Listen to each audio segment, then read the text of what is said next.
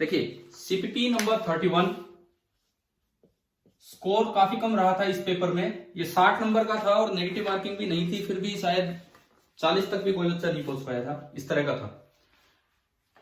Question number 1 मैं अभी तो आपको बताता चल रहा हूं, आप देख लेंगे अपने असाइनमेंट में क्या है। क्वेश्चन नंबर 1 देखिए, answer the following question based on. मैंने हर क्वेश्चन के साथ आपको हिंट दिया था कि भाई ये किस पे बेस्ड है, हर क्वेश्चन के साथ हिंट दिया था। देखिए answer the following question based on equilibrium of charges due to Coulomb forces. क्या आपने ये थ्योरम पढ़ रखी है?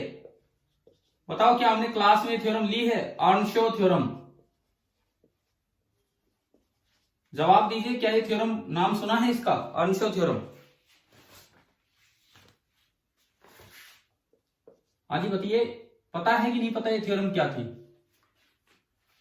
ये थ्योरम ये कहती है कि अगर केवल कूलम्ब फोर्स लग रहे हो, केवल ये इलेक्ट्रोस्टैटिक फोर्स लग रहा हो और कोई फोर्स नहीं लग रहा हो, एंड इस तरह से लग रहा हो कि charge particle is in equilibrium,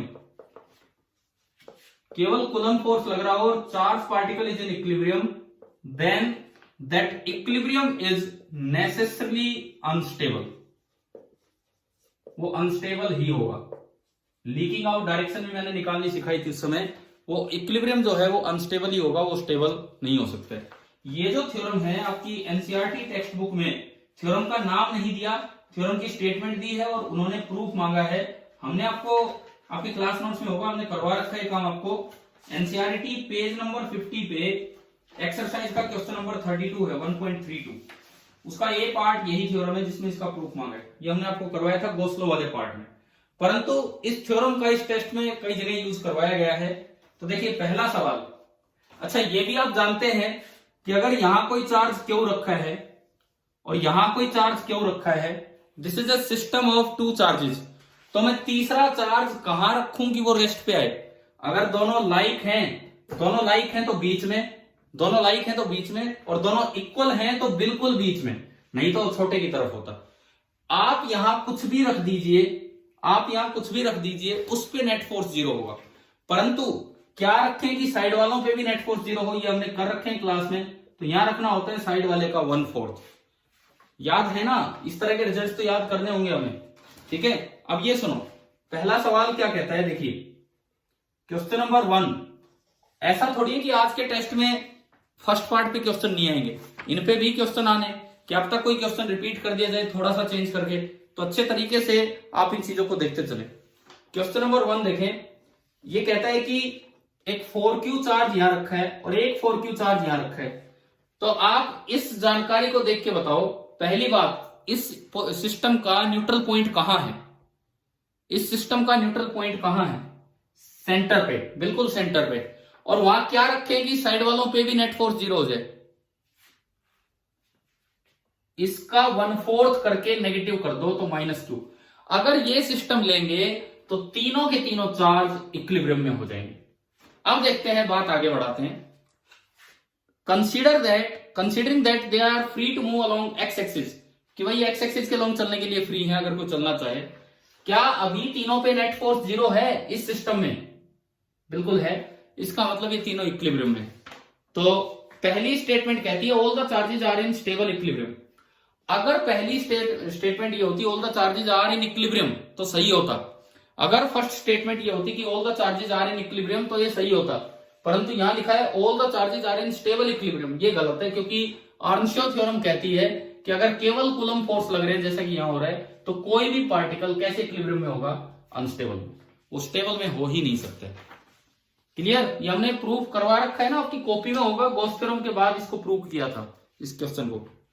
अच्छा, सेकंड कहता है all the charges are in unstable equilibrium. According to this theorem ये स्टेटमेंट अपने आप में सही है। तीसरा, only the middle charge is in stable equilibrium, ना एक भी नहीं हो सकता, क्योंकि मिडल चार्ज पे भी केवल कूलम्ब फोर्स लग रहे हैं तो स्टेबल में नहीं होगा। चौथा, only the middle charge is in unstable equilibrium, only middle ही नहीं, सारे अनस्टेबल में। और आप एक और तरीके से चेक कर सकते हो, ये केवल एक्स एक्सिस के लॉन्ग मूव कर रहे हैं, ये दिया गया है क्वेश्चन में। अब किसी को भी थोड़ा सा डिस्प्लेस करके देखो, ये हमारा सिस्टम है। अगर देखिए फिलहाल ये पॉजिटिव इसको अपनी तरफ खींच रहा होगा और वो पॉजिटिव इसको अपनी तरफ खींच रहा होगा और दोनों फोर्स बराबर होंगे तो ये इक्विलिब्रियम में है। मैं इस बीच वाले को थोड़ा सा आगे डिस्प्लेस करता हूं, मैं इस बीच वाले को थोड़ा सा आगे डिस्प्लेस करता हूं, थोड़ा आगे, एक्स आगे। अब बताओ इसका अट्रैक्टिव फोर्स बढ़ेगा कि कम होगा? ये इसको अट्रैक्ट करेगा, डिस्टेंस कम होगी तो अट्रैक्टिव फोर्स बढ़ेगा या कम होगा? इस वाले का इस माइनस क्यू पे अट्रैक्टिव फोर्स पहले से ज्यादा होगा, कम होगा? ज्यादा होगा क्योंकि डिस्टेंस कम होगी। और इसका अट्रैक्टिव फोर्स, अब ये माइनस क्यू यहां नहीं है, इसका अट्रैक्टिव फोर्स थोड़ा कम हो जाएगा क्योंकि डिस्टेंस बढ़ गई। तो आप देख सकते हैं कि नेट फोर्स उधर है, तो जिधर डिस्प्लेस किया उधर ही चला गया, तो इक्विलिब्रियम इज अनस्टेबल। क्या फर्स्ट क्वेश्चन सभी को क्लियर है? पहला सवाल ठीक है, हमने इस तरह से भी चेक करके बता दिया क्योंकि इसने एक डायरेक्शन दी थी हमें कि एक्स एक्सिस के अलोंग ये मूव कर रहा है। Second, answer the following question based on superposition principle. केवल वेक्टर सम का ये सवाल था, केवल वेक्टर सम का ये क्वेश्चन था। देखिए अब क्या था ये सुने। इसमें लिखता है कि एक स्क्वायर के चारों कॉर्नर्स पे, क्वेश्चन नंबर सेकंड हम देख रहे हैं, एक स्क्वायर के चारों कॉर्नर्स पे फिक्स चार्ज है 2√2 - 1 इंटू क्यू। हर जगह यही चार्ज है 2√2 - 1 इंटू क्यू। यहां भी है 2√2 - 1 इंटू क्यू एंड यहां भी 2√2 - 1 इंटू क्यू। ये फिक्स चार्ज है। और ये कहता है another charge Q is placed at the centre of the square. जहां ये डायगोनल्स मिलेंगे, जहां ये डायगोनल्स मिलेंगे वहां आपने एक चार्ज रख दिया स्मॉल क्यू। तो पूछता है the resultant force acting on each corner is 0। आपको ये दिया गया है कि किसी भी कॉर्नर पे नेट फोर्स निकालोगे 0 है, तो आपको ये बताना है क्यू की वैल्यू कितनी होगी कि नेट फोर्स 0 हो जाए। तो ये वेक्टर सम का एक अच्छा क्वेश्चन है। मान लो मैंने इसको टेस्ट चार्ज माना, इसको टेस्ट चार्ज, तो इस पे कितने फोर्स लग रहे होंगे? देखिए एक फोर्स ये लगाएगा नीचे, पहले मैं इसको बनाता हूं, इसका repulsive force K into Q1 into Q2, यही यहां पे था। तो Q1 इंटू Q2 बनेगा 2√2 - 1 का स्क्वायर इंटू क्यू स्क्वायर। मान लो स्क्वायर की एज लेंथ ए है तो डिवाइडेड बाई ए स्क्वायर। ये आपका बना पहला फोर्स। दूसरा फोर्स ये लगाएगा इधर, बताओ ये कितना लगाएगा? सेम, क्योंकि यहां जितना फोर्स है यहां जितना चार्ज है उतना यहां है, सेम डिस्टेंस है, तो ये फोर्स भी वही रहेगा K इंटू 2√2 - 1 का whole square into q square by a square. सबसे पहले तो मैंने इसका और इसका फोर्स देख लिया इस चार्ज पे। आप क्या करें कि इनका वेक्टर सम कर लीजिए। ये जो आपने दो फोर्सेस देखे हैं, ये जो आपने दो फोर्सेस देखे हैं, ये आप इनका वेक्टर सम कर लीजिए। ये भाई ये ध्यान से अटेंड कीजिए, बिकॉज आपका अगले वीक जो आरपीएस ग्रुप है उसमें टेस्ट सीरीज में अगला जो टेस्ट है वो मैग्नेटिज्म का नहीं है, रिपीट टेस्ट है करंट इलेक्ट्रिसिटी तक पूरे सिलेबस का। तो वो टेस्ट हम आपको यहां भी देंगे सभी बच्चों को। तो आप लोग अच्छे से समझिए ये इस तरह की क्लासेस, क्योंकि यहां नहीं करोगे तो उस टेस्ट में सवाल नहीं हो पाएंगे। फिर इन दोनों का रिजल्टेंट ये आया, जब 90 डिग्री पे दो है तो इन दोनों का रिजल्टेंट √2 टाइम्स हो जाएगा, इसका स्क्वायर प्लस इसका स्क्वायर बीच में आएगा। यानी कि ये जो फोर्स आया, ये जो फोर्स मैं यहां लिखूं, दिस इज √2 टाइम्स एफ। अगर मैं इसको एफ नाम दे रहा हूं तो ये वाला फोर्स मैंने एफ बोल दिया तो ये √2 एफ हो गया। दो तो ये हुए, तीसरा एक वो लगाएगा वो जो पीछे बैठा है और उसकी ये पूरी लेंथ है √2a, पाइथागोरस से पूरी लेंथ है √2a। तो वो जो फोर्स लगाएगा इधर की तरफ, एक और फोर्स लगाएगा, उसको मैं एफ डैश बोल रहा हूं, और F dash by Coulomb's law F dash होगा K Q1 Q2 दोनों फिर से सेम है, तो 2√2 - 1 का whole square into q square divided by distance का स्क्वायर, √2a का स्क्वायर होगा 2a स्क्वायर। मैंने अभी इस पे तीन फोर्स जो लगे हैं तीन चार्जेस की वजह से वो देखे। अगर मैं उनका सम करूं तो F प्लस एफ डैश, देखिए K दोनों में कॉमन है, इसमें √2f में और इसमें, तो F प्लस एफ डैश नहीं √2f प्लस एफ डैश, ये तो √2 इंटू एफ K 2√2 - 1 का whole square into q square divided by 2a square plus F dash आपका सॉरी ये नीचे वाले में तो था, उसमें तो था a स्क्वायर, और एफ डैश आपका ये होगा K इंटू, मैं इसको थोड़ा इधर कर देता हूं, देखिए आप आराम से, एफ डैश जो होगा that will be equal to K into 2√2 - 1 का होल स्क्वायर, ये एफ डैश वाला, into q square upon 2a square. ये आया। अब अगर मैं इन दोनों में कुछ कॉमन लूं तो √2f प्लस एफ डैश में से एक तो k कॉमन आ रहा है, एक 2√2 माइनस 1 का होल स्क्वायर कॉमन आया, एक क्यू स्क्वायर कॉमन आया अपॉन ए स्क्वायर कॉमन आया। चलो मैं 2a स्क्वायर कॉमन ले रहा हूं, इसको ऊपर नीचे 2 से मल्टीप्लाई करके, तो इसमें ऊपर तो बचा 2√2, 2 नहीं था तो मैंने 2 से ऊपर नीचे मल्टीप्लाई किया और इसमें बचा 1, तो ये आ गया 2√2 plus 1, √2 F dash plus F dash, ये आपका निकल गया है। अच्छा, एक और फोर्स इतना इधर लगा तो कुछ फोर्स ये भी लगाएगा, वही तो इसको बैलेंस करेगा। ये डिस्टेंस कितनी है, √2a/2, यानी कि a अपॉन √2। अच्छा, जब तक साइन नहीं पता इसको भी पॉजिटिव मान के रिपल्सिव ही करवा दो, अपने आप नेगेटिव आंसर आएगा। तो एक नया फोर्स जो हमें यहां दिखाना चाहिए, इसका जो फोर्स, देखो ऐसे सवाल हो ना बच्चे डर जाते हैं, यार √2 चल रहा है, इतने इतने फोर्स चल रहे हैं, ऐसी कोई बात थोड़ी है, सवाल तो आते ही है वहां पे और सीधा वेक्टर सम का क्वेश्चन है। तो आपने इस पे जो एक ग्रीन कलर वाला रिपल्सिव फोर्स है, मैं इसको F डबल डैश बोलता हूं, तो जो F डबल डैश होगा that will B K into Q1 into Q2। तो Q1 तो था 2√2 माइनस 1 इंटू Q और Q2 ओनली ये था, divided by distance, and distance है a बाई √2, √2 ऊपर गया तो F डबल डैश आया, F double dash √2 times, sorry इसका स्क्वायर होना है, इसका स्क्वायर होना है तो a स्क्वायर बाई 2 हो जाएगा, तो 2 ऊपर गया और बचा 2√2 minus 1 into Q divided by a square, ये आपका आ गया F डबल डैश। आ रहा है ना समझ में। अब इस पे देखो तीन तीन फोर्स लग रहे हैं, दो तो ब्लू का रिजल्टेंट, एक ब्लैक वो वाला और एक ग्रीन ये बीच वाला, तीनों की डायरेक्शन सेम है, तो जो नेट फोर्स बनेगा वो सबका वेक्टर सम हो जाएगा।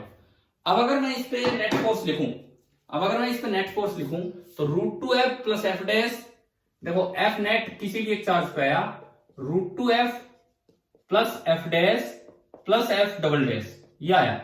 √2f प्लस एफ डैश आपने ये निकाल रखा था यहाँ पे, ये रहा k इंटू 2√2 माइनस 1 का whole square into q square upon 2a square into 2√2 plus 1, ये तो ये है, plus F double dash. F double dash अगर आप देखते हो तो एफ डबल डैश बनता है 2 times 2√2 minus 1 into capital Q into small q upon a square, और ये सम आना है 0। एक बार आप ये बताओ, क्या ये इक्वेशन बनानी समझ में आ गई, नेट फोर्स कैसे निकाला है किसी कॉर्नर वाले पे? हाँ भाई बोलिए, ये इक्वेशन आ गई समझ में, किस तरह बनाई हमने? तो अब मैं बस इसको जीरो करूं, तो देखिए आप, अब अगर मैं इसको 0 करता हूं तो ये बनेगा, कुछ कॉमन आ रहा है, k कॉमन आया, एक 2√2 माइनस 1 कॉमन आया, एक कैपिटल Q कॉमन आया और एक a स्क्वायर कॉमन आया। अब देखो क्या क्या बचा उसको संभालते हैं, एक 2√2 माइनस 1 गया तो एक 2√2 माइनस 1 बचा और एक 2√2 प्लस 1 है, डिवाइडेड बाई 2 बचा, प्लस अगली टर्म में 2√2 माइनस 1 गया तो एक 2 बचा, एक स्मॉल q बचा बस, और इसमें Q स्क्वायर था तो एक q गया तो एक q बचा और इक्वल टू 0। अब ये बाहर वाली चीज 0 हो नहीं सकती क्योंकि 2√2 माइनस 1 0 है नहीं और बाकी सारे वैसे नंबर है, इट मींस ये चीज आपको 0 करनी होगी। ये चीज 2√2 माइनस 1 इंटू 2√2 प्लस 1 कितना हो गया, a square minus b square, तो 2√2 का स्क्वायर 8 माइनस 1 का स्क्वायर 1, 8 माइनस 1 कितना बना बताओ ऊपर, ये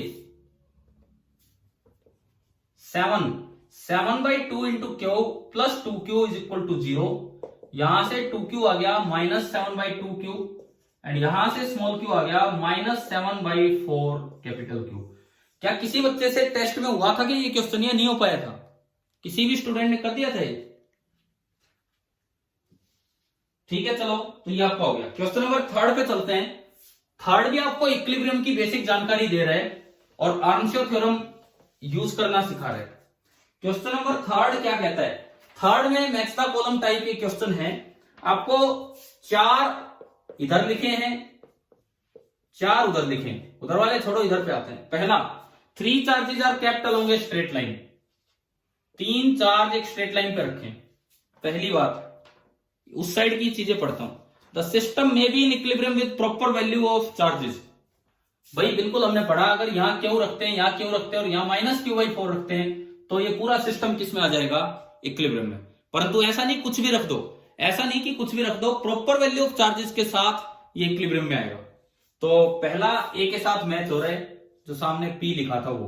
दूसरी statement, system will be in equilibrium for any value of charges. क्या आप कुछ भी वैल्यू रख दो, क्या हमेशा ये सिस्टम इक्विलिब्रियम में रहेगा, ये पूरा सिस्टम? नो, यहां चाहे कुछ भी रखो, यहां चाहे कुछ भी रखो सेंटर पे, वो हमेशा इक्विलिब्रियम में रहेगा। लेकिन अगर इसके अलावा कुछ और रख दिया तो साइड वाले इक्विलिब्रियम में नहीं रह सकते। तो दूसरा गलत है। C, system can not be in equilibrium, will not be in equilibrium. क्या कुछ भी रख लो इक्विलिब्रियम में नहीं होगा, तो ये भी गलत है, क्योंकि हमारे पास एक स्पेशल कॉम्बिनेशन है कि ये रखते हैं तो इक्विलिब्रियम में। और चौथा, द इक्विलिब्रियम इज अनस्टेबल। केवल इलेक्ट्रोस्टैटिक फोर्सेस जहां लगते हैं वहां नेसेसरली आपका इक्विलिब्रियम कैसा होता है, अनस्टेबल ही होता है। जब तक कोई स्पेशल डायरेक्शन ना स्पेसिफाई की हो, इक्विलिब्रियम अनस्टेबल ही होता है, क्योंकि किसी न किसी डायरेक्शन में अनस्टेबल रहेगा। तो इसका मतलब इसके साथ दो बातें मैच होगी कि एक तो ये सिस्टम इक्विलिब्रियम में हो सकता है with proper choice of charges, दूसरी बात कि ये इक्विलिब्रियम हमेशा अनस्टेबल होगा। तो ए के साथ दो बातें मैच हुई, पी क्यू आर एस में से पी और एस। ऐसे ही सुनो, आगे सुनो। 3 charges are kept at the vertices of an equilateral triangle। बस खाली ये दिया है और कहीं कोई चार्ज नहीं रखा, खाली ये दिया है। अब बताओ क्या ये सिस्टम इक्विलिब्रियम में हो सकता है कि नहीं?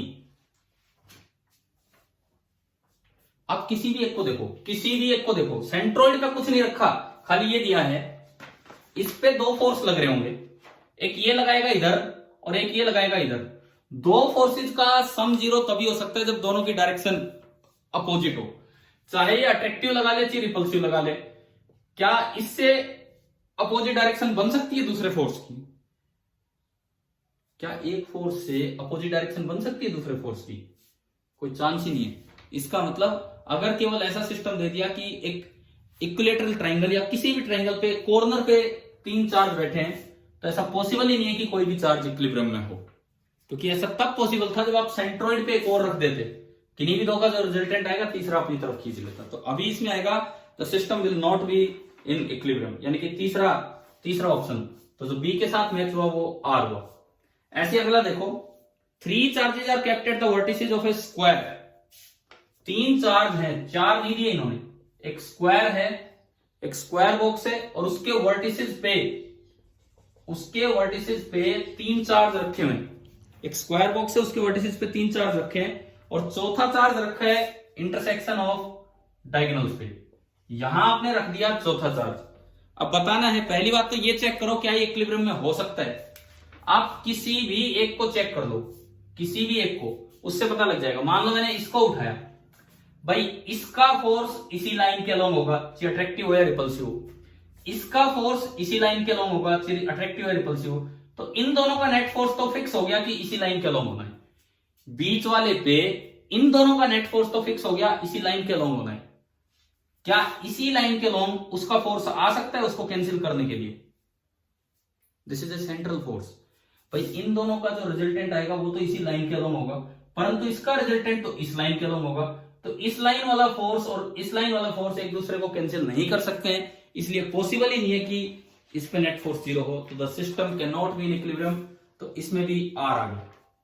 और आखिरी देखो, 3 पॉइंट चार्ज और चौथा सेंट्रोइड पर रखा है। ये तो एक स्टैंडर्ड क्वेश्चन होता है, ये तो एक स्टैंडर्ड क्वेश्चन होता है। चौथे की वैल्यू भी पूछ ली जाती है, यहां क्यों, यहां क्यों, यहां क्यों।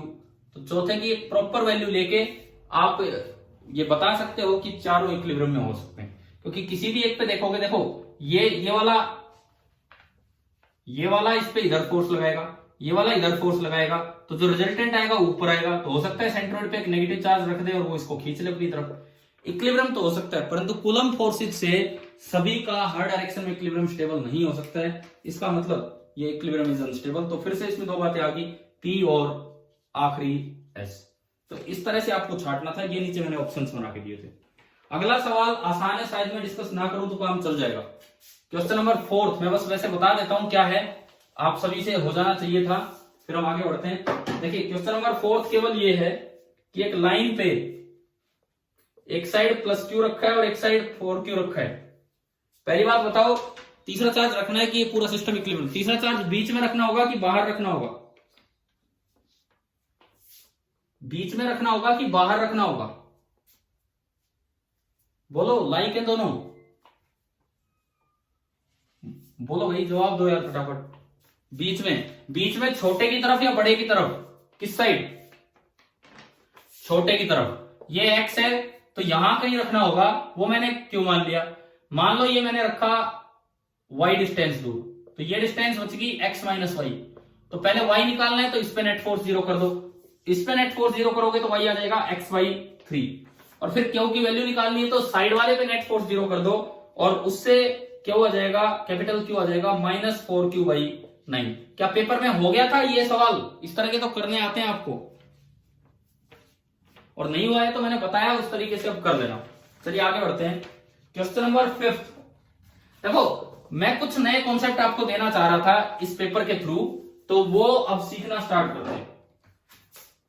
एक डिस्क की वजह से एक पॉइंट चार्ज पे फोर्स निकालना हो, तो इलेक्ट्रिक फील्ड वाले चैप्टर में, एक डिस्क की वजह से पॉइंट चार्ज पे फोर्स निकालना हो, तो इलेक्ट्रिक फील्ड वाले चैप्टर में, अब ये 10 ही मिनट बचे हैं यार क्लास के, कोई बात नहीं, जल्दी देखिए।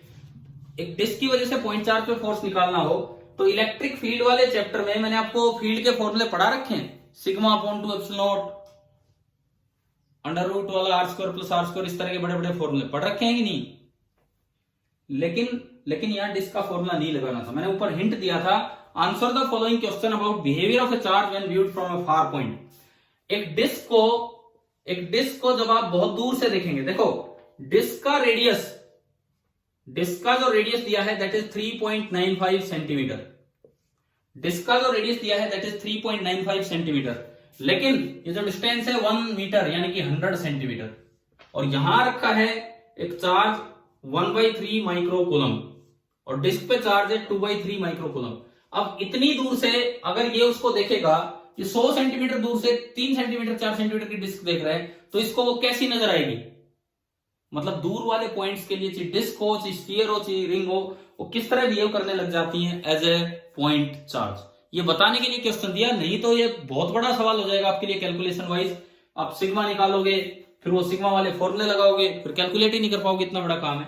सीधा सा काम था कि इतनी दूर से देख रहे हैं कि अगर मैं इसे r बोल रहा हूं और इसका रेडियस कैपिटल R है, तो r is very much greater than capital R, तो आप डिस्क को एक पॉइंट चार्ज से रख दो 2/3 माइक्रोकूलम, और यहां पे 1/3 माइक्रोकूलम। अब बताओ, अब कर दोगे ये सवाल?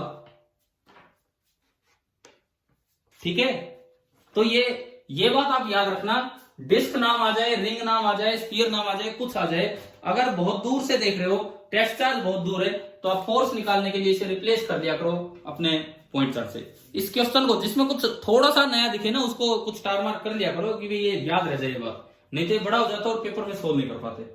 6th देखें, 6th मैंने ग्रेविटेशन पे बेस्ड एक क्वेश्चन दिया है, जो केपलर लॉ पढ़ाए जाते हैं उस तरह का सेम यहां पे सवाल लिया है।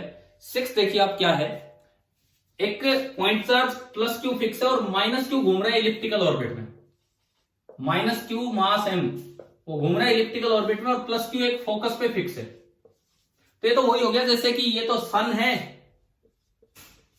और ये अर्थ है, और सन अर्थ को इनवर्स स्क्वायर लॉ से घुमाती है, बिल्कुल ऐसे ही ये भी एक फोर्स लगा रहा होगा, कूलम फोर्स। एक छोटा सा सवाल यहां आपके मन में आना चाहिए कि इलेक्ट्रोस्टैटिक कूलम फोर्स का मतलब तो कुछ कंडीशंस बताई थी कि the charges should be at rest. बताओ, बताया था कूलम फोर्स का फॉर्मूला कब लगता है? When the charges are at rest. कुछ पढ़ा है कि नहीं हमने? कूलम फोर्स की 2-3 कंडीशंस बताई थी स्टार्टिंग में, उसमें एक कंडीशन ये थी कि the charges should be at rest, था ना? तो ये तो रेस्ट पे नहीं है, फिर यहां कूलम्स लॉ कैसे लगा सकते हैं? अब क्लियर करो, उसका मतलब होता है source charge should be at rest. आप कोई भी एक चार्ज को रेस्ट पे ले लो। अब ये अगर सोर्स है तो हम ये मान के चल रहे हैं कि source charge is at rest, तो इलेक्ट्रोस्टैटिक का Coulomb's law as it is valid है, चाहे टेस्ट चार्ज चल रहा है, उससे फर्क नहीं पड़ता। अच्छा, अब देखिए, ये जो फोर्स लगा ये एक सेंट्रल फोर्स है, ये ओरिजिन से पास हो रहा है। सबसे पहले option linear momentum is conserved, इसका नहीं। जब भी फोर्स लगता है किसी पार्टिकल पे नॉन जीरो, तो P चेंज होगा, क्योंकि F होता है dp/dt, और लीनियर मोमेंटम चेंज हो रहा है, बार बार इसकी डायरेक्शन चेंज हो रही है, तो लीनियर मोमेंटम चेंज हो रहा है। दूसरा, kinetic energy of negative charge is conserved. No, आपको पता है केपलर सेकंड लॉ बताता था कि जब ये पास आएगा तो तेज चलेगा और दूर जाएगा तो धीरे चलेगा, एरियल वेलोसिटी कांस्टेंट होती है। याद आया कुछ? है ना ध्यान ऐसा? ठीक है, तो काइनेटिक एनर्जी भी कंजर्व नहीं है। तीसरा, angular momentum of the negative point charge about the fix charge is conserved. Angular momentum torque होता है dl बाई dt। आप ये बताओ इस फोर्स का टॉर्क इस पॉइंट के अबाउट कितना है, इस फोर्स का टॉर्क इस पॉइंट के अबाउट, फिक्स चार्ज के अबाउट। जब ये फोर्स की लाइन ही वहां से पास हो रही है तो इस फोर्स का जो टॉर्क होगा अबाउट क्यू कितना हो गया, 0। टॉर्क 0 है तो इसका मतलब dl बाई dt 0 है। इसका मतलब जो एंगुलर मोमेंटम है वो क्या रहेगा, कंजर्व। क्या ये क्वेश्चन कुछ समझ में आ रहा है मैं क्या दिखाना चाह रहा हूं आपको इस सवाल में? हम ये बताना चाह रहे हैं कि ग्रेविटेशन का कोई भी सवाल यहां बना के दिया जा सकता है, केपलर लॉ पे या किसी पे। और चौथा कैसा कि coulomb force inverse square dependence पे नहीं फॉलो कर रहा है, भाई बिल्कुल करता है, उसमें तो कोई वायलेशन हुआ ही नहीं। इनवर्स स्क्वायर लॉ फॉलो करेगा तो जरूरी नहीं कि वो सर्कल में चले, वो इलिप्टिकल भी चल सकता है जैसा कि ग्रेविटेशन में होता था। तो 6th क्वेश्चन हो गया आपका क्लियर। 7th सुने, 7th करवा रखा है क्लास में। वेटलेसनेस में अगर आपने दो बॉल्स को सस्पेंड कर रखा है, वेटलेसनेस के केस में वो दोनों फार अपार्ट चले जाएंगे 180 डिग्री एंगल बना के। बताइए क्या क्लास नोट्स में है ये सवाल पहले इस तरह का? चाहे फ्रीली फॉलिंग लिफ्ट हो, चाहे सैटेलाइट ऑर्बिटिंग अराउंड अर्थ हो, सब में वेटलेस हो जाते हैं। वेटलेस होते ही वेट तो लगेगा नहीं, तो दोनों कूलम रिपल्सन की वजह से एक दूसरे से काफी दूर हो जाएंगे। अगर दोनों की लेंथ l थी तो ये सेपरेशन 2l हो जाएगा, ये qm और ये भी qm। अब इन्होंने पूछा है कि टेंशन बताओ कितनी है। किसी भी एक पे देखोगे तो रस्सी अपनी तरफ खींच रही है और वो बाहर की तरफ रिपेल कर रहे हैं k q1 q2 upon 2l के स्क्वायर से। तो इन दोनों को इक्वेट कर दो और उससे आपकी टेंशन आ जाएगी k q अपॉन क्यों लिखा क्या गलती से, क्यों नहीं आएगा, क्यों नहीं आना यहाँ पे, ये मैं थोड़ा सा करेक्शन करना होगा, इसमें गलती से क्यों लिखा था। अब देख लेना ये क्या आना चाहिए यहाँ पे, ये ऑप्शंस में गलती से क्यों लिखा गया टाइपिंग में, लेकिन ये आना क्या चाहिए, क्यों इंटू क्यों, क्या आना चाहिए, क्यों स्क्वायर। आ गया समझ में? ठीक है। अब देखो 8वां सवाल एक अच्छा सवाल है। ये बताओ ये किस किस से हुआ, क्वेश्चन नंबर 8। हाँ जी बोलिए एक बार, क्वेश्चन नंबर 8 एक अच्छा सवाल है, ये किस किस से हुआ, जल्दी बोलो जवाब दो मुझे। किसी से डाउट है क्या 8 में, ये बताओ, डिस्कस करूं क्या 8 question number 8? Question number 8 discuss करना है।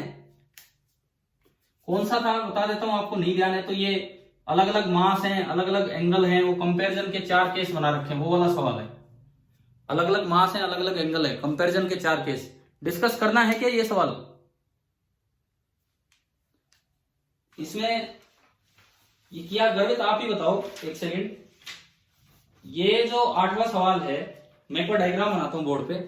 वैसे मीटिंग भाई खत्म होने वाली है बीच में, मैं एक बार आपको दोबारा लिंक सेंड कर रहा हूं अभी, ये बीच में रुकते ही, तो आप फिर से ज्वाइन कर लेना, देखो ताकि ये डिस्कशन तो पूरा हो। 8वां सवाल मैं डायग्राम बनाता हूं क्वेश्चन नंबर 8 का, कि आप कैसे इसको जस्टिफाई करेंगे। 8वां सवाल देखिए, किस तरह से इसको जस्टिफाई करेंगे ये आपको देखना है। ये मास m है, सेम लंबाई की स्ट्रिंग्स है, ये मास 2m है, ये प्लस q है और ये प्लस q है, ये पहला स्टेटमेंट है। और ये एक साइड एंगल θ1 दिखा रखा है और एक साइड एंगल θ2, और ये लिखता है कि θ1 इज ग्रेटर देन θ2। बताओ ये करेक्ट है कि इनकरेक्ट है? इन्होंने ये पूछा है कि ये चीज करेक्ट है कि इनकरेक्ट है, लेंथ सेम। इन्होंने इनकरेक्ट छाटनी थी, लेकिन आपको अब ये देखना है कैसे देखें कि ये करेक्ट है या इनकरेक्ट है। किस तरह आइडिया ले, तरीका सुनो, ध्यान से सुनो। कूलम फोर्स दोनों पे सेम रहेगा, कूलम फोर्स में कोई फर्क आना ही नहीं, चाहे चार्ज अलग हो चाहे चार्ज सेम हो, चाहे दोनों पे चार्ज अलग हो चाहे दोनों पे चार्ज सेम हो, कूलम फोर्स तो एफ इलेक्ट्रिक जो इस पे लगेगा वही इस पे लगेगा, k q1 q2 upon r square. लेकिन जो वेट लग रहा है उसमें फर्क पड़ जाएगा, वेट में फर्क पड़ जाएगा। इसका 2mg है तो ज्यादा नीचे की तरफ है, और इसका mg है तो कम नीचे की तरफ है। एक का 2mg है और एक का mg है, एक का ज्यादा नीचे की तरफ है और एक का कम नीचे की तरफ है। तो इसमें देखिए अगर आप यहां देखते हैं तो जो नेट फोर्स है वो ज्यादा नीचे की तरफ आएगा, तभी रस्सी ऐसे टेंशन इधर। तो बताओ ये वाला एंगल θ1 है क्योंकि रोप के अलोंग ही ये फोर्स आना है, तभी रस्सी की टेंशन उधर है। यहां देखोगे, यहां तो नेट फोर्स यूज आ रहा है, मतलब रोप इसके अलोंग जानी चाहिए, रोप यूज आनी चाहिए। आप बताओ कौन सा एंगल बड़ा दिख रहा है, जिस तरह का ये रिजल्टेंट बन रहा है उसके अकॉर्डिंग। भाई इसमें ज्यादा फोर्स हॉरिजॉन्टल की तरफ झुका हुआ है, क्योंकि mg छोटा है। ज्यादा फोर्स हॉरिजॉन्टल की तरफ झुका हुआ है तो रस्सी ज्यादा ऐसे होगी, रस्सी इसके अपोजिट जाएगी। इसमें फोर्स वर्टिकल की तरफ झुका है तो रस्सी वर्टिकल की तरफ ज्यादा झुकी होगी, बिल्कुल इसके अपोजिट होगी। क्या एंगल देखना आ गया, कौन सा छोटा होगा और कौन सा बड़ा होगा? तो इसमें बताओ, इस डायग्राम में ये रस्सी तो इसके अलोंग होनी चाहिए, तो वर्टिकल की तरफ ज्यादा होनी चाहिए, और ये रस्सी हॉरिजॉन्टल की तरफ ज्यादा होनी चाहिए। तो कौन सा एंगल बड़ा होना चाहिए, कौन सा एंगल बड़ा होना चाहिए? θ1 छोटा होना चाहिए, θ2 बड़ा होना चाहिए। ये फोर्स वर्टिकल की तरफ ज्यादा आ रहा है तो ये रोप वर्टिकल की तरफ ज्यादा आनी चाहिए। ये फोर्स हॉरिजॉन्टल की तरफ ज्यादा गया तो ये रोप हॉरिजॉन्टल की तरफ ज्यादा जानी चाहिए।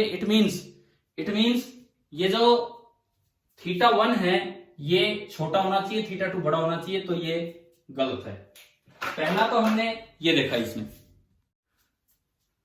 एक तो हमारे दिमाग में ये होना चाहिए कि चार्ज चाहे अलग हों, उनपे एंगल फर्क नहीं डालेगा। चार्जेस की वैल्यू चाहिए अलग हो, क्योंकि फोर्स के फॉर्मूले में k q1 q2 upon r square आता है, तो चार्ज चाहे अलग हो q1 q2 सेम होगा। फर्क आता है इससे, mg से। mg इसका ज्यादा है तो ये इधर ज्यादा झुका होगा, मतलब ये कम होगा, और mg कम है तो ये एफ इलेक्ट्रिक की तरफ ज्यादा होगा, तो बाहर होगा। बस इससे हमें पता लगा लेना चाहिए। तो आप देखिए आप फटाफट, तो पहला जो हमारा ऑप्शन था वो तो गलत था जो इन्होंने दिया। सेकेंड ऑप्शन सुने, चार्ज उन्होंने अलग कर दिया, चार्ज उन्होंने अलग कर दिया, उससे सेकंड में +q एंड +2q। सेकंड नीचे है, उसके साइड में नहीं लिखा था उसमें। सेकंड जो अरेंजमेंट है वो नीचे की तरफ था। देखिए दूसरे अरेंजमेंट में क्या था कि चार्ज तो अलग कर दिया, +q and +2q। Mass same ले लिया, m और m। दो एंगल इन्होंने बना रखे हैं, एक β1 और एक β2, और ये बोलता है कि β2 इज ग्रेटर देन β1। अब आप जवाब देना, क्या चार्ज अलग होने से इलेक्ट्रिक फोर्स पे कोई फर्क पड़ेगा? दोनों पे अलग अलग होंगे, दोनों पे सेम लगेगा इलेक्ट्रिक फोर्स, सेम।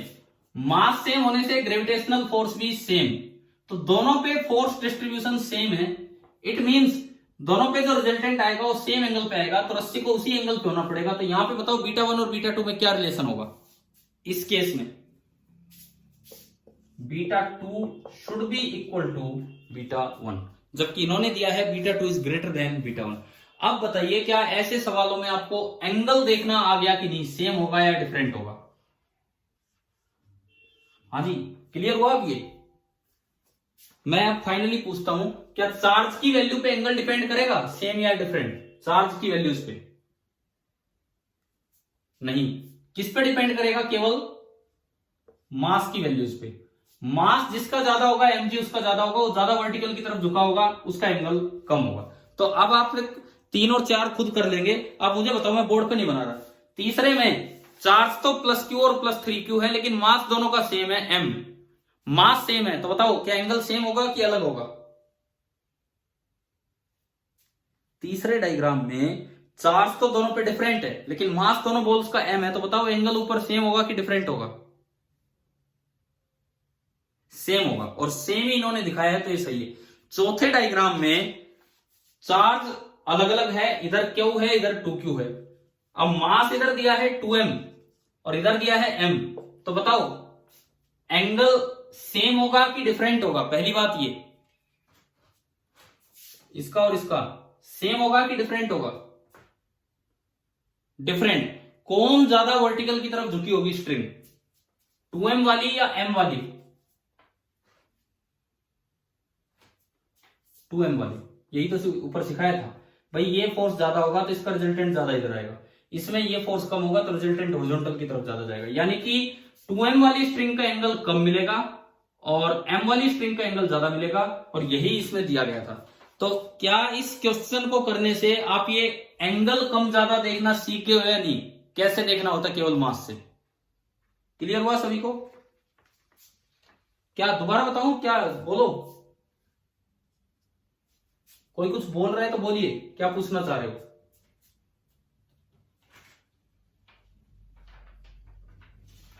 चलिए आगे देखिए, क्वेश्चन नंबर 9 देखते चलो अब इसमें फटाफट। क्वेश्चन नंबर 9 आप देखिए क्या है। 9th में इलेक्ट्रोस्टैटिक फोर्स की वजह से सर्कुलर मोशन करवाया गया है। ये एक प्लस क्यू चार्ज है, ये एक और प्लस क्यू चार्ज है, ये फिक्स है। अगर ये फिक्स है तो किसी तीसरे पे मैं कूलम फोर्स से फॉर्मूला लगा सकता हूं या नहीं, बताओ? सोर्स चार्ज अगर फिक्स हो तो इलेक्ट्रोस्टैटिक्स वैलिड है। यहां एक तीसरा चार्ज घूम रहा है माइनस क्यू कोमा एम, और 3r रेडियस में वो घूम रहा है, और 4r ये है, 4r ये है। पूछा है find the speed of the particle, इसकी स्पीड बतानी है। तो net force is equal to mass into centripetal acceleration, बस ये करना था। नेट फोर्स देखो, ये अपनी तरफ अट्रैक्ट करेगा, ये अपनी तरफ अट्रैक्ट करेगा, इन दोनों का अट्रैक्टिव फोर्स सेम है F, और F की वैल्यू होगी K Q1 Q2 divided by distance का स्क्वायर। ये डिस्टेंस 5r बन रही है, 5r का स्क्वायर 25r स्क्वायर, इतना ये बनेगा K Q square upon 25r square. अब अगर ये एंगल थीटा है तो ये भी थीटा, तो इन दोनों का रिजल्टेंट आ जाएगा 2f cos theta. f cos theta इसका, f cos थीटा इसका, बाहर वाले कट जाएंगे। तो जो f रिजल्टेंट, जो f सेंट्रीपिटल होगा, वो आपका आया 2 into F into cos theta. तो ये आपका आया 2 इंटू के Q square upon 25r square, और इंटू कोस थीटा, यहां से देखो cos theta base 3r upon hypotenuse 5r, r से r गया तो ये फोर्स आ गया 6k Q square upon 125r square. अगर आपको स्पीड चाहिए तो ये फोर्स सेंटर की तरफ लग रहा है, इस फोर्स को इक्वेट कर दो m into v square by radius, और रेडियस है 3r, एक r से r कटेगा, 3 से ये कट जाएगा, जो भी कटेगा अपना कर लेना, और इससे फाइनली आपका v आ जाएगा, आंसर मैच कर लेना। तरीका समझ में आ गया होगा कि कैसे करना था। क्वेश्चन नंबर 10 देखिए, 10th ये एसएचएम के ऊपर एक सवाल दिया था कि जब भी कोई पार्टिकल स्टेबल इक्विलिब्रियम में होगा तो एसएचएम करेगा। ये कैसे पता लगता है कि weight of the particle consider करना है कि नहीं चार्ज वाले क्वेश्चंस में? ये कैसे पता लगता है कि किस क्वेश्चन में तो मास दिया हो तो mg लेना है, और किस क्वेश्चन में मास दिया हो तो mg नहीं लेना है? हमने कभी बताया था कि अगर सवाल में वर्ड वर्टिकल या हॉरिजॉन्टल आ जाए, वर्टिकल या हॉरिजॉन्टल आ जाए तो मतलब अर्थ के फील्ड की बात कर रहा है, और वहां पे ग्रेविटी है, और वहां पे आपको mg कंसीडर करना होगा। अब इसमें लिखता है कि ये एक पार्टिकल है, ये Q2 यहां पे फिक्स है, और ये Q1 जो है ये बोला है इससे वर्टिकली x0 डिस्टेंस ऊपर है। अब वर्टिकली बोल दिया तो मतलब उसका mg कंसीडर करना होगा। Q1 का मास दिया है m, Q1 का मास दे रखा आपको m। अब देखिए इसके बाद देखिए, find for small vertical displacement of Q1 find time period of motion. अगर मैं इसको वर्टिकली थोड़ा सा x चलाऊं तो टाइम पीरियड निकालना है। देखो फिलहाल पहले यहां की बात करो इक्विलिब्रियम की, इस वक्त इस पे नीचे तो लग रहा है mg क्योंकि वर्टिकल वर्ड आया हुआ है, और ऊपर लग रहा होगा electrostatic repulsion force k Q1 Q2 upon x0 square. तो पहली बात एट इक्विलिब्रियम आपकी इक्वेशन बनती है k Q1 Q2 upon x0 square is equal to mg। Equilibrium पे आपकी ये इक्वेशन बनती है, क्वेश्चन नंबर 10 चल रहा है, इक्विलिब्रियम पे आपकी ये इक्वेशन बनी। अब ये बोला है कि अगर आप इसको थोड़ा सा x ऊपर डिस्प्लेस करो, अगर आप इसको थोड़ा सा x ऊपर डिस्प्लेस करो तो कूलम फोर्स तो कम हो जाएगा लेकिन mg सेम रहेगा। mg तो अभी भी उतना ही रहेगा जितना था, लेकिन कूलम फोर्स थोड़ा कम हो जाएगा, और वो हो जाएगा k Q1 Q2 upon x0 plus x का होल स्क्वायर। तो नेट फोर्स नीचे आ रहा है, आपने डिस्प्लेस ऊपर किया, नेट फोर्स नीचे आया, इसका मतलब ऑसिलेट करेगा।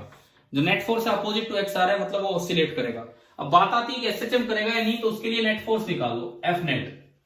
एफ नेट जो बनेगा that will be equal to mg minus k Q1 Q2 upon x0 plus x का होल स्क्वायर। mg की वैल्यू आप यहां से उठा के रख दो, mg की value k Q1 Q2 upon x0 square. आपने इसमें से k Q1 Q2 कॉमन लिया, 1 upon x0 square minus 1 upon x0 plus x का whole square, 1 upon x0 square minus 1 upon x0 plus x का होल स्क्वायर। आप LCM लेंगे, LCM लेंगे यहां पे k Q1 Q2 x0 square into x0 plus x का whole square, और ऊपर बनेगा एक्स नॉट प्लस एक्स का whole square minus x naught square. जब इसको खोलेंगे तो एक्स नॉट स्क्वायर से एक्स नॉट स्क्वायर कटेगा और ये आपका फोर्स आया F net is equal to, F net जो आया दिस इज इक्वल टू, बाहर तो है के Q1 Q2 और अंदर ऊपर तो बचेगा एक्स नॉट स्क्वायर से एक्स नॉट स्क्वायर कटा x square plus 2 x not x और नीचे x naught square into x naught plus x का होल स्क्वायर। अब थोड़ा अप्रोक्सीमेशन का यूज करो, स्मॉल डिस्प्लेसमेंट दिया है तो एक्स बहुत छोटा है एक्स नॉट से, तो एक्स नॉट प्लस एक्स को भी आप नियरली एक्स नॉट लिख सकते हैं एंड एक्स स्क्वायर को आप टेंड्स टू 0 कर सकते हैं। तो अगर एक्स स्क्वायर को 0 किया तो ये हट गया, यहां से ये हट गया और इसको एक्स नॉट स्क्वायर लिखा तो एक्स नॉट स्क्वायर पहले से ही है, ये एक्स नॉट की पावर 4 होगी और एक्स नॉट की पावर 4 और एक ऊपर एक्स नॉट है तो एक्स नॉट क्यूब हो गया। तो अल्टीमेटली ये जो फोर्स आया एफ नेट ये आ रहा है 2k Q1 Q2 upon x naught cube, ये तो कांस्टेंट इनटू एक्स, तो F directly proportional to x तो एसएचएम होगा। और अब आपको टाइम पीरियड निकालना आना चाहिए, यहां से एक्सेलरेशन लिख सकते हो एफ बाई एम, तो 2k Q1 Q2 upon x naught cube by m into x, ये ओमेगा स्क्वायर आ गया, वहां से ओमेगा आ जाएगा और वहां से time period 2 pi by omega, या फिर एफ बराबर के एक्स से आप कंपेयर कर लो, ये जो कांस्टेंट है टाइम पीरियड होता है 2 pi under root of m upon this complete constant. तो ये एसएचएम वाला सवाल भी ऐसे हो जाएगा। क्वेश्चन नंबर 11 देखिए, 11th just centre of charge पे बेस्ड था, सेंटर ऑफ चार्ज पे कि अगर बड़ी चीजें आए तो आपको कहीं ना कहीं सेंटर ऑफ चार्ज देखना होता है स्फेरिकल केस में। ये कहता है कि दो कंडक्टिंग स्फीयर है, फिक्स डिस्टेंस पे रखा है दोनों को, एक बार दोनों पे लाइक चार्ज दिया और एक बार अनलाइक, तो जब लाइक चार्ज दोगे तो चार्ज दूर दूर बटेगा, कंडक्टिंग है तो रीडिस्ट्रीब्यूट होगा, तो इनके सेंटर ऑफ चार्ज के बीच की दूरी थोड़ी बढ़ गई है, जिनकी एक्चुअल सेपरेशन थे उससे ज्यादा डिस्टेंस होगी, और अगर डिस्टेंस ज्यादा होगी है तो फोर्स जो होना चाहिए था उससे थोड़ा कम हो जाएगा, यानी कि अब जो फोर्स है F1 वो कम है। अगर आप इनको अनलाइक चार्ज देंगे तो रखने पे रीडिस्ट्रीब्यूट हो गए, अंदर की तरफ आ जाएंगे, यानी कि इसका सेंटर कहीं इधर आएगा और इसका सेंटर कहीं इधर आएगा, तो अब जो डिस्टेंस है r डैश वो कम हो गया, और डिस्टेंस कम हो गया है तो जो अट्रैक्टिव फोर्स है वो ज्यादा हो जाएगा, यानी कि F2 ज्यादा है और F1 कम है। जस्ट इस बात को समझने के लिए ये 11th आपका क्वेश्चन था। क्वेश्चन नंबर 12 केवल एक बात बताता है कि क्या चार्जिंग से मास पे फर्क पड़ता है।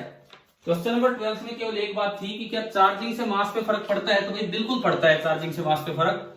पॉजिटिव चार्ज इस पे आएगा उसका मास कम हो जाएगा और नेगेटिव चार्ज इस पे आएगा उसमें इलेक्ट्रॉन आने से मास बढ़ जाएगा। तो ऐसा ऑप्शन एक ही मैच हो रहा था कि नेगेटिव चार्ज का मास बढ़ेगा, वो आ गया।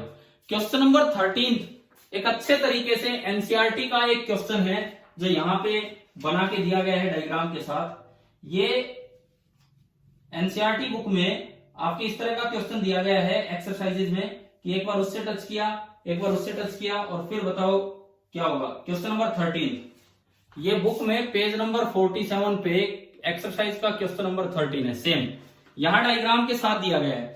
शुरू में दो चार्ज आइडेंटिकल चार्जेज यही रखे हैं, मान लो इन पे चार्ज क्यू क्यू है, फिर एक थर्ड आइडेंटिकल इससे टच किया तो आधा आधा हो जाएगा Q/2 और Q/2, फिर इस Q/2 को उठा के उसके पास ले गए Q/2 और Q, फिर आधा कर दो तो टोटल 3Q/2, उसका आधा 3Q/4 और 3Q/4, फिर इन दोनों को हटा दिया। अब इस पे तो चार्ज है Q/2 एंड उस पे चार्ज है 3Q/4। केवल कंडक्शन पे बेस्ड ये क्वेश्चन है, एनसीईआरटी का क्वेश्चन है। अब अगर आप फोर्स देखोगे तो 1/2 तो यहां से आ गया, 3/4 यहां से, तो पहले जितना फोर्स आ रहा था उसका 3/8 टाइम्स हो जाएगा। पहले अगर ये डिस्टेंस d थी, अब भी डिस्टेंस d है।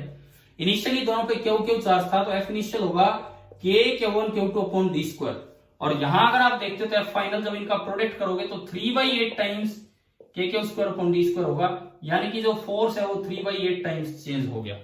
ये आपका था question number 13। Question number 14 HCV के 29 चैप्टर का एक्सरसाइजेस का 22वां सवाल है, जो मैंने आपको एक बार सीपीपी में बहुत अच्छे से बना के दिया था कि नॉन इक्विलिब्रियम सिचुएशन से अगर इन चार्ज पार्टिकल को छोड़ा जाए तो क्या होगा। तो इसमें थोड़ा अंदर से छोड़ा है तो छोड़ते ही ये बाहर जाएगा, ये इधर चलेगा, ये इधर। अब मैं उस दिन आपसे पूछना तो चाह रहा था कि एक्सेलरेशन ना net force along the string, मेरे दिमाग में वो था लेकिन वो लिखा गया परपेंडिकुलर टू द स्ट्रिंग। तो अलोंग द स्ट्रिंग तो क्योंकि स्पीड नहीं है तो इसलिए सेंट्रीपिटल एक्सेलरेशन 0 होगा, तो नेट फोर्स इधर 0 होगा, लेकिन परपेंडिकुलर टू द स्ट्रिंग तो टेंजेंशियल फोर्स बाहर की तरफ होगा। कितना होगा वो सुनो। ये डिस्टेंस दिया है सवाल में 2a, तो एक तो इस पे रिपल्सिव फोर्स लगेगा K(Q1Q2)/2a का होल स्क्वायर, और एक नीचे लग रहा होगा mg, इस तरह से। टेंशन तो परपेंडिकुलर डायरेक्शन में। अब देखिए अगर ये एंगल थीटा है तो ये एंगल भी थीटा होगा, तो इधर देखो ये एंगल भी आपका थीटा होगा, इस तरह से हम बना रहे हैं। ये 90 माइनस थीटा तो ये भी थीटा। तो अलोंग द स्ट्रिंग जो फोर्स आएगा वो आएगा KQ²/4a² cos थीटा, तो इधर माइनस, इधर छोटा होगा क्योंकि बाहर जाना है, mg sin थीटा इधर। ये पुराने सीपीपी आप देखना उनमें करवा रखा है काम। तो इसका आंसर आना था KQ²/2a का whole square into cos theta minus mg into sine theta, जबकि इसमें ऐसा ए ऑप्शन दे रखा था लेकिन कोस और थीटा साइन थीटा गायब थे, तो आंसर आ गया नन ऑफ दिस। हाँ अगर पूछा होता अलोंग द स्ट्रिंग तो नेट फोर्स 0 होगा, क्योंकि छोड़ते ही स्पीड 0 होती है, तो सेंट्रीपिटल फोर्स 0। आप बताओ क्या ये ध्यान आ रहा है कि नॉन इक्विलिब्रियम सिचुएशन वाला काम आपको पढ़ाया गया था क्लास में? नॉन इक्विलिब्रियम, इक्विलिब्रियम वाले नहीं, फोर्स बैलेंस वाले नहीं। ध्यान है कुछ ऐसा? आखिरी सवाल, फिर हम कुछ आगे बढ़ते हैं। आखिरी सवाल देखें, क्वेश्चन नंबर 15। ये तो आपको याद है।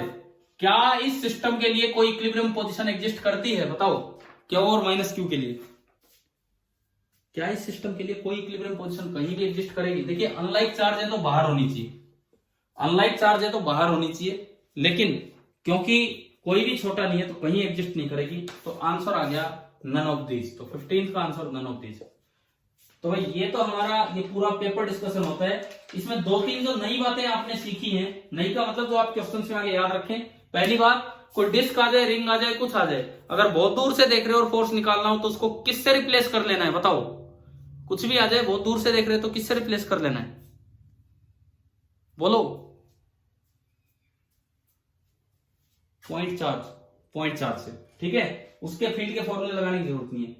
दूसरी बात, जो केपलर के लॉज हैं, क्या वो खाली ग्रेविटेशन में ही वैलिड है या यहां चार्ज सिस्टम में भी वैलिड है? एज इट इज केपलर वाले लॉज वो एज इट इज आपके यहां भी वैलिड है। मैंने एक क्वेश्चन वो इलेक्ट्रिकल ऑर्बिट का करवा के दिखा दिया। और तीसरी मेन बात, दो डिफरेंट चार्जेस को अगर आपने सस्पेंड कर रखा है तो उनके एंगल वर्टिकल के साथ सेम होंगे या डिफरेंट होंगे?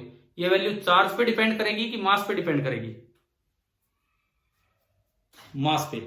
तो शायद ये 2-3 चीजें समझ में आ गई होंगी, पेपर ढंग से देखा होगा आपने। फिर भी थोड़ा और स्कोर होना चाहिए था इसमें, क्योंकि इन्हीं 2-3 सवालों को हटा दे तो बाकी तो ऐसे क्वेश्चन थे जो आपको करवा रखे थे। अच्छा, अब बात करते हैं थोड़ी देर आगे की। देखिए आपका आज शाम को जो टेस्ट होना है उसमें 3 पार्ट आ रहे हैं। पहला पार्ट जो हम कर चुके हैं, अभी तक अच्छे से कर चुके हैं इस टेस्ट के साथ, charges, Coulomb's law and superposition principle. इस पे भी मिलेंगे 1-2 सवाल, मतलब 1-2 नहीं, जितने भी होने चाहिए वो। दूसरा part electric field. Electric field में एक तो है फील्ड जनरेशन और एक है उसका इफेक्ट, और तीसरा एक इंपॉर्टेंट पार्ट है इलेक्ट्रिक फ्लक्स।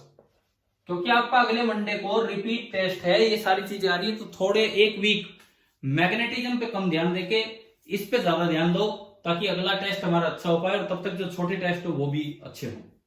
तो आपको आज शाम को ये इतना पार्ट, बताओ कर लोगे? इतना पार्ट रिवाइज कर लोगे क्या खुद? मैं तो वैसे पहले पढ़ा ही चुका हूं, कई बार कर चुके होंगे, या तो यहां तक फ्लक्स तक एटलीस्ट हाँ एनसीईआरटी का एक एक क्वेश्चन तो जरूर कीजिए। अगर इनमें से कोई टॉपिक किसी बच्चे को पूछना है तो अभी बता दो, मैं यहीं पे वही डिस्कस कर दूंगा, वहीं से स्टार्ट कर देंगे। इनमें से कोई भी टॉपिक अगर आपको पूछना है, ये जो भी आपके टॉपिक्स हैं इलेक्ट्रिक फील्ड एंड फ्लक्स, इनमें से कुछ भी आप पूछना चाह रहे हो तो वो आप बताइए, हम यहीं पे वही डिस्कस कर लेंगे। बताओ। गर्वित, आपने किया है ये सोल्व, ये पूरा ट्राई किया है या रिवीजन किया होगा? बताओ कहां पे। पहले मैं फील्ड जनरेशन पे आता हूं। फील्ड जनरेशन, इसके अंदर फील्ड जनरेशन के अंदर मैं मोटे मोटे तौर पे आपको बता पाऊंगा। शाम तक आपको डाउट है आप भेज लेना, शाम 7 बजे आपका टेस्ट होगा, उससे पहले नहीं, ताकि आप कुछ तैयारी पूरी कर सके एनसीईआरटी चैप्टर 1 की। देखिए जनरेशन में एटलीस्ट अपने फॉर्मूले याद हो, पॉइंट चार्ज के, डाइपोल के। डाइपोल के तो मैंने बहुत फॉर्मूले आपको बताए हैं, एक्सिस पे, इक्वेटोरियल पे, जनरल पॉइंट पे, फिर जनरल पॉइंट पे ई पैरेलल और ई परपेंडिकुलर, और फिर वो कोऑर्डिनेट फ्री फॉर्म। याद आ गया सारी चीजें, अपनी कॉपी रिवाइज करेंगे। एक्सिस पे, इक्वेटोरियल पे, जनरल पॉइंट पे ई परपेंडिकुलर और ई पैरेलल वो दोनों, एंड देन एक कोऑर्डिनेट फ्री फॉर्म की कहीं भी आ जाए सवाल तो कैसे लगाना था। क्या कोऑर्डिनेट फ्री फॉर्म याद है आपको? कोऑर्डिनेट फ्री फॉर्म डाइपोल के फील्ड की बताओ, कोऑर्डिनेट फ्री फॉर्म क्या थी?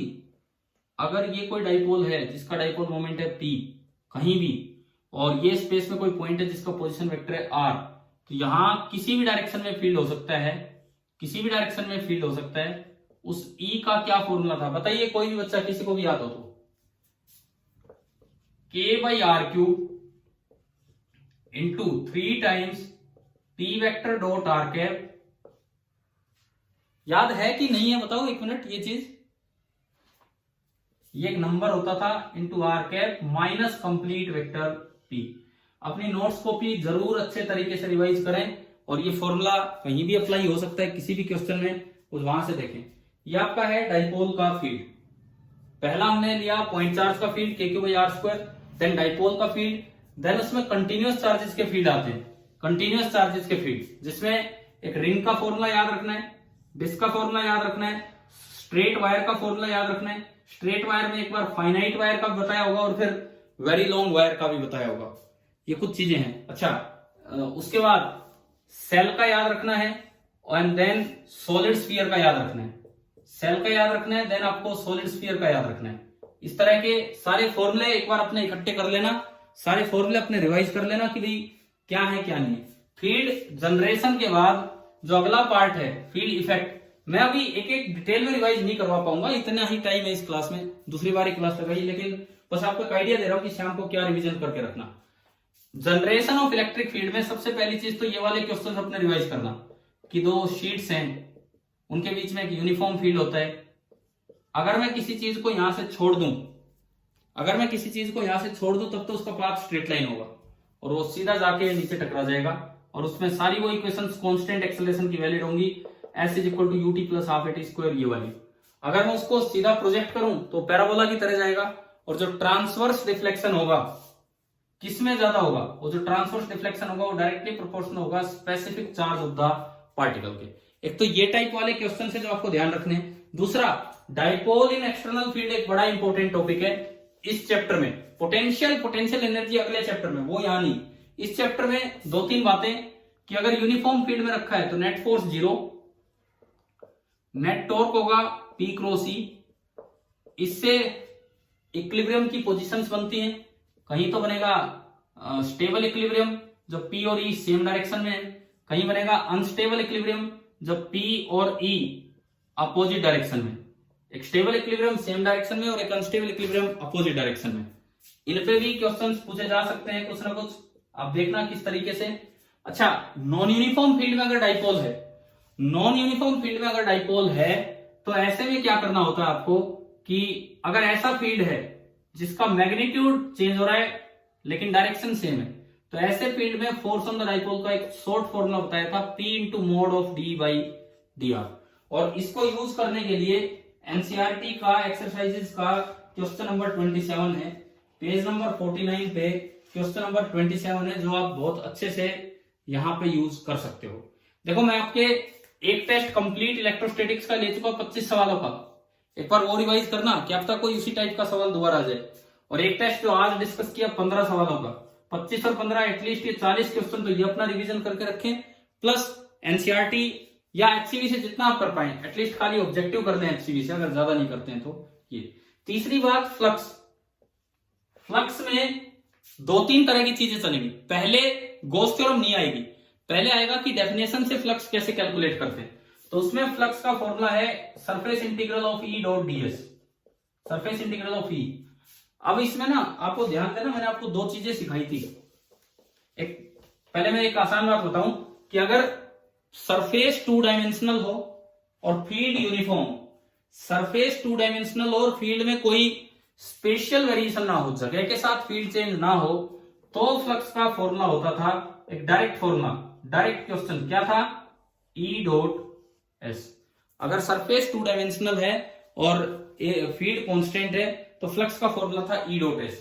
मैंने एक और चीज आपको सिखाई थी कि अगर प्लेन सरफेस में से फ्लक्स निकालना है एक पॉइंट चार्ज का, मतलब नॉन यूनिफॉर्म फील्ड का, तो प्लेन में से मत निकालो, पहले वहां पे कर्व बना लो। प्लेन में से मत निकालो, पहले वहां पे कर्व बना लो। और वहां सॉलिड एंगल और उनकी मदद से बताया था कि इसमें से जो फ्लक्स होगा, जहां तक मुझे याद है एक फॉर्मूला आया था हमारा, Q/2 epsilon not into 1 minus cos theta. याद है कि ये वाला formula Q/2 epsilon not into 1 minus cos theta.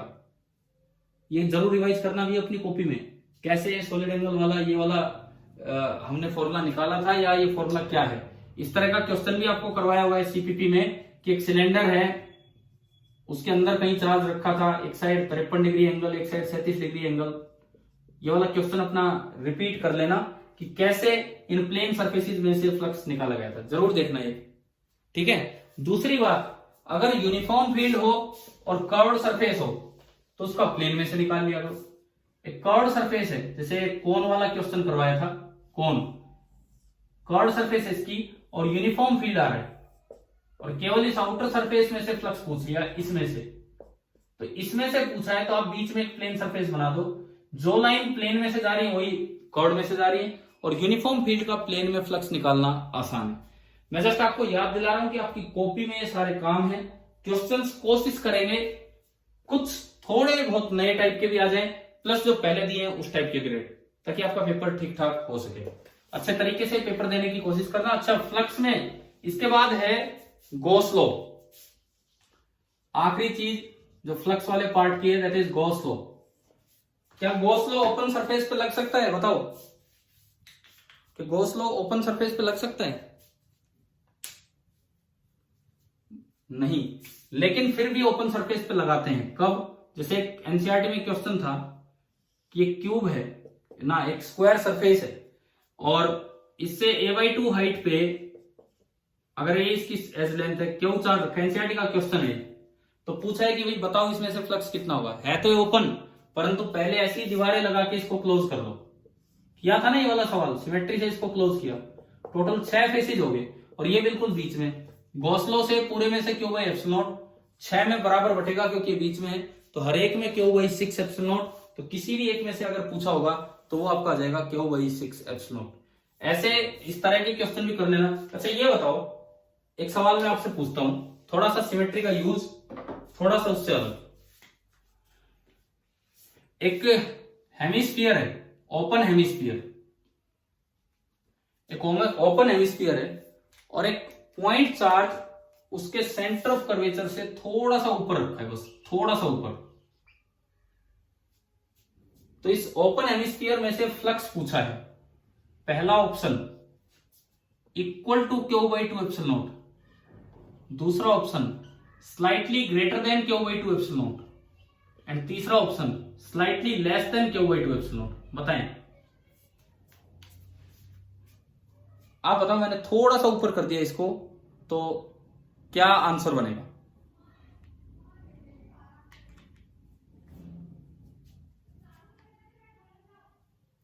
हाँ जी, बोलिए।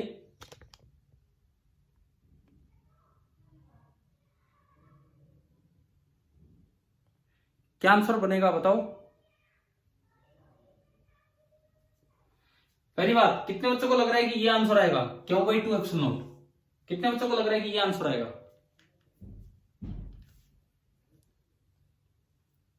अच्छा, अगर ये बिल्कुल सेंटर पे होता तो, बिल्कुल सेंटर पे होता तो क्या आंसर आता? बोलो, कुछ जवाब दो, तभी तो आगे डिस्कस होगा। अगर ये बिल्कुल सेंटर पे होता तो क्या आंसर आता? क्या मेरी आवाज आ रही है कि नहीं आ रही है? अगर ये बिल्कुल सेंटर पे होता तो आप एक ऐसा ही कटोरा और रख देते इसके ऊपर, पूरे में से Q/ε तो बराबर बढ़ जाता। अगर बिल्कुल सेंटर पे होता तो क्या आंसर आता? यार बोलते नहीं हो। बिल्कुल सेंटर पे होता तो क्या आंसर आता? Q/2ε। अब सेंटर से थोड़ा ऊपर कर दिया, अब बताओ क्या आंसर आएगा? कोई बच्चा देख रहा है क्या ये सवाल? कर पा रहे हो क्या आप लोग?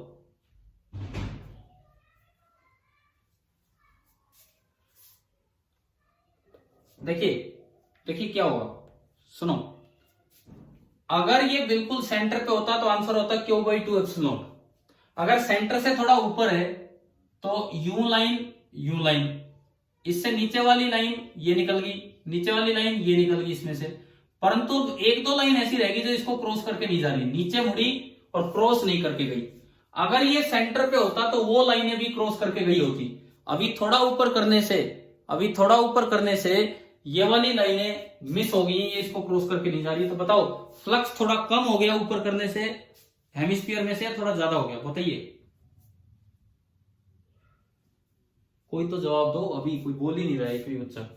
तो ऐसे केस में फ्लक्स जो है वो थोड़ा सा कम हो जाएगा, क्योंकि कुछ फील्ड लाइंस बाहर चली गई हैं, कुछ फील्ड लाइंस इसमें बाहर निकल गई हैं, तो इस वजह से नेट फ्लक्स जो होगा वो थोड़ा सा कम हो जाएगा।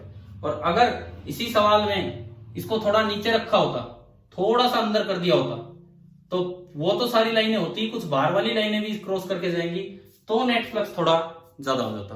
अच्छा, अब एक और बात सुने, अगर इसको थोड़ा बाहर रखा गया है, और ऑप्शन इस तरह से आ जाए Q/2ε0, Q/4ε0, Q/6ε0, तो अब आपको थोड़ा सा फर्क भी कंसीडर नहीं करना है। अगर ऐसे आंसर आ गए तो जरा सा फर्क नेग्लेजिबल है, और अब हमारे लिए आंसर कितना होगा, Q/2ε0। तो चलो अब आप लोग खुद रिवाइज करना, शाम तक अपना रिवीजन करके रखना एनसीईआरटी चैप्टर 1 का। 7 बजे आपका पेपर होगा, कोई डाउट हो तो अपने भेज देना। अभी टाइम हो गया है, वो मैसेज आ चुका था इसमें 5-7 मिनट पहले कि भाई इतना टाइम बचा है, तो पूरा होने वाला है। आज की क्लास में मेनली हमने पहला पेपर डिस्कस किया, वो जो 25 सवालों वाला था वो भी मैं करवा चुका हूं, हो ही चुका होगा। अब देखते हैं आज शाम को आप कैसा टेस्ट देते हैं। ठीक है, थैंक यू।